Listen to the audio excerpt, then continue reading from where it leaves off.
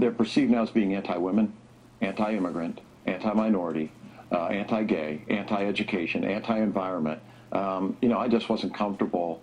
And being honest with myself, I left the Republican Party because the Republican leadership went off the cliff. I saw how the party, some of them, were treating the African-American president, and I couldn't take it anymore. It is politically hot in Florida. Welcome back to the Ed Show. Thanks for watching tonight. Charlie Crist won't sugarcoat the GOP's glaring problem with race. Republicans marked President Obama as the enemy from his first day in office, but the conflict penetrates deeper than black and white. We see the Republican cycle of oppression all over this country, and the hotbed right now is Florida, at least one of them. Republicans want to ensure one part of society stays down, Latinos. Republicans actively fought against immigration reform. Anti-Latino rhetoric is tolerated. Voter suppression efforts target Latino communities across the state. Florida Senator Marco Rubio attacked Crist's statements, but Rubio only underscored the point. Republicans don't want to have an honest conversation about systematic oppression. Rubio says Crist's observations aren't serious. By the end of this election, even Democrats will be embarrassed that Charlie Crist became a Democrat. It's just not a serious thing. That's my second point. I've never met a single Republican activist involved in my campaign that has ever, in my opinion, ever been motivated by race to state their objections. I think it's absurd. You think he's a phony? Absolutely. The senator has no grounds to call anyone a phony. Rubio's party threw up a facade of transition, claiming that the new GOP will rely on inclusion and outreach while maintaining core principles. I have to ask the question tonight, what core principles? The modern GOP is dependent on oppression. It is their mission statement when it comes to minorities, when it comes to voting, when it comes to the working folk of America. Oppression is their mission. That's what they're all about.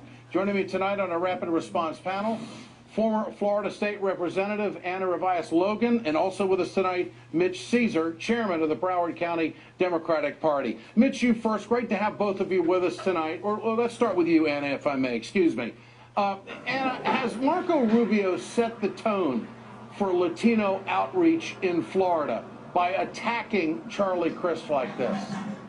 Well, I'll tell you what, it's a little naive of him to say that there is no bigotry in the Republican Party. I personally was attacked during my campaign by my Republican opponent for being Nicaraguan, for being born in Nicaragua. He did a robocall saying, don't vote for her. She was born in Nicaragua. So, I mean, and the Republican leadership knew this was going on, and none of them did a darn thing. So to say that there's no bigotry within the party, I am here to stand and say there is. Bigotry is alive and well in the GOP, and for all of them to stand by and just not do one darn thing was just I was beside myself. Mitch, 6 months out, we got some good old name calling going on here now. We've got a United States Senator calling a gubernatorial candidate a phony. How's that going to play? Well, let's look at what we're dealing with. You're dealing with Republicans, race, and Rubio. In my neighborhood, we call that a very ill-balanced combination plate. Those things just don't go together well. I find it obviously disingenuous for Marco Rubio to talk about that. This is the same senator, and I'm ashamed he's our senator when he talks about shame. This is the same guy who said he was going to push immigration reform. The Tea Party is his party. Got on top of him, and he backed off of that. Look, we could talk about the way the Republican Party acts, and I don't find it hard to hear that Governor Crist make the comments he made. Let's look at 2 or 3 issues very quickly. We could talk about the failure of the Republican Party to disassociate themselves during the campaign from the ridiculous charges against our African-American president, talking about that he was born in Africa. We could talk about the Republican Party's total stymieing of our ability to raise the minimum wage. We could also talk about them doing everything they could to stop the unemployment extension. And that not only happened nationally, that happened under Governor Rick Scott in Florida, where we had a website down for many, many, many months that they did nothing to fix. So when the Republican Party talks about minorities, whether it's African American, Hispanic, they have a long and complete record of being very much not in the helpful mode. And Anna, what do you think of Charlie Crist coming out so open about the Republican Party, why he left, and going after him? How do you think that's going to play with independent voters across the board in Florida? Well, I think that the independent voters are tired of the rhetoric, especially from the Tea Party. They're tired of the right-wing rhetoric. I think it will play very well with the independent voters. That's why they're independent. They want to make up their own decision. They don't want to be swung by any party.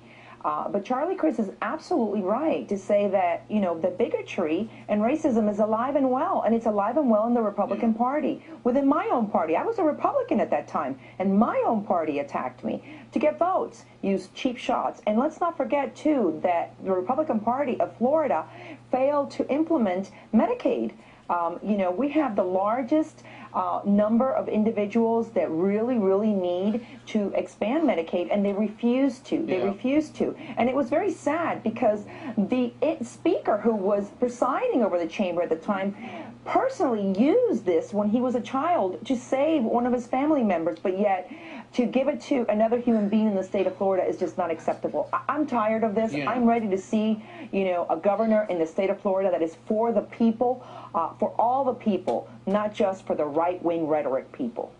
And finally, Mitch Ceasar, what is the outreach program for Republicans in Florida?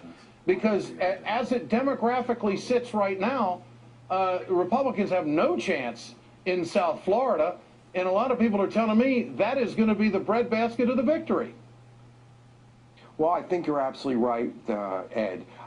As Lindsey Graham said, who's certainly no Democrat nor any liberal, his comment was the Republicans have a math problem, and they continue to do so. South Florida, the point spread between Rick Scott and literally anybody is gigantic. I think what the key is just been pointed out, are independents. And that's always been, if indeed it's Charlie Crist who's the nominee, that's been his greatest strength. And I think that's where all the negative fighting's going on. Rick Scott's going very negative on Charlie Crist, spending millions and millions of dollars even now. And the polls don't seem to have moved in his favor. I think he's going to find out that South Florida is a problem. It is so politically hot. Can I move to Florida? I mean, I tell you, this is where it's going to be this fall. There's no doubt about it. Anna Rivas Logan and also Mitch Ceasar, great to have you with us tonight. Appreciate your time.